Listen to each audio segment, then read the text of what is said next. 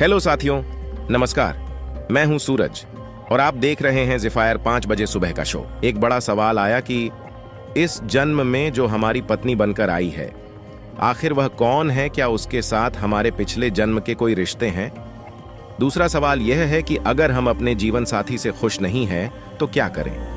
हमने कुछ और कल्पना किया था, लेकिन शादी किसी और से हो गई। सबसे पहले फर्स्ट सवाल को डिस्कस करते हैं। देखिए, ब्रह्मांड में कोई भी चीज बेमकसद नहीं होती, और वो इंसान जिसके साथ तुम 30 से 40 साल शादीशुदा जिंदगी बिताने वाले हो, उससे तुम्हारा रिश्ता यूं ही नहीं बन गया। ये सब पुरानी कहानियों और कर्मिक अकाउंट का ब्रह्मांडीय खेल है। यह जीवन एक कर्म चक्र है। हमारे इस जन्म के रिश्ते हमारे पिछले जन्मों के कर्मों और संबंधों का नतीजा है। किसी से जो प्यार, नफरत, गुस्सा या वफादारी का रिश्ता था, वह अगले जन्म में किसी और रूप में लौट कर आता है। इसलिए आपकी पत्नी आपके जीवन में सिर्फ संयोग नहीं है, वह आपके कर्मों का प्रतिबिंब है। इसे समझने के लिए आपको पहले पुनर्जन्म भी समझना होगा। देखिए, हर रिश्ता, चाहे वो पति पत्नी, पिता पुत्र का हो या दोस्ती का, पिछले जन्मों के कर्मों का नतीजा है।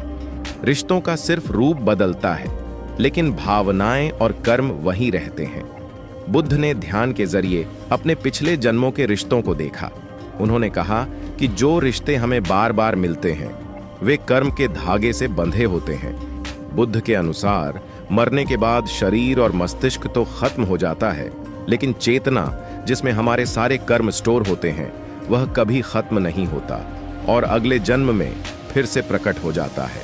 यानी आपकी पत्नी का आपके साथ इस जन्म में जो भी रिश्ता है, वह पिछले जन्म के कर्म और भावनाओं का परिणाम हो सकता है। गीता के अनुसार हर रिश्ता पिछले जन्म के कर्मों से जुड़ा होता है। जैसे शरीर बचपन से जवानी और फिर बुढ़ापे तक यात्रा करता है, उसी तरह आत्मा एक शरीर को छोड़कर दूसरे शरीर में प्रवेश करती है। यह सिद्ध करता है कि पुनर्जन्म होता है और आत्मा यानी चेतना, जिसे कर्मों का फाइल कहते हैं, वह एक शरीर से दूसरे में जाती है।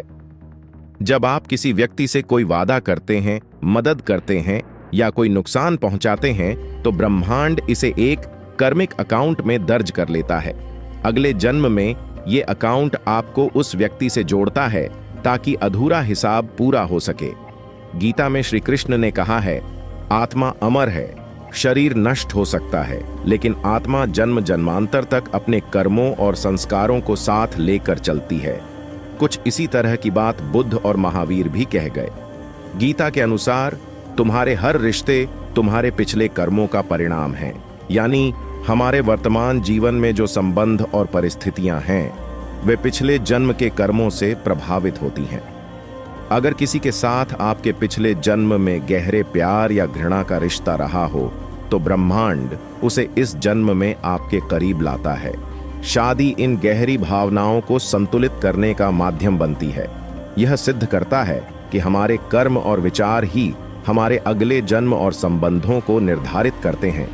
गीता में साफ लिखा है, तुम जिस कर्म को अधूरा छोड़ोगे, वह अगले जन्म में तुम्हारे साथ आएगा। अब मेरी एक इंपॉर्टेंट बात सुन लो। ब्रह्मांड तुम्हें केवल मस्ती करने के लिए शादी नहीं कराता, इसका उद्देश्य गहरा है।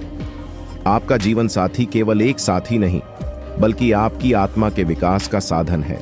उनके साथ बिताए 30 से 40 साल आपको अपने अंदर झांकने और खुद को सुधारने का मौका देते हैं। अब आते हैं आपके दूसरे सवाल पर, जो लोग अपने लाइफ पार्टनर से खुश नहीं हैं। देखो भाई, अगर तुम अपने लाइफ पार्टनर से खुश नहीं हो, तो जरा रुक कर सोचो, क्या ये वाकई उसकी गलती है या तुम्हारी कल्पनाओं और हालात का खेल? आज की दुनिया में, खासकर बॉलीवुड और सोशल मीडिया के जमाने में, हम नकली और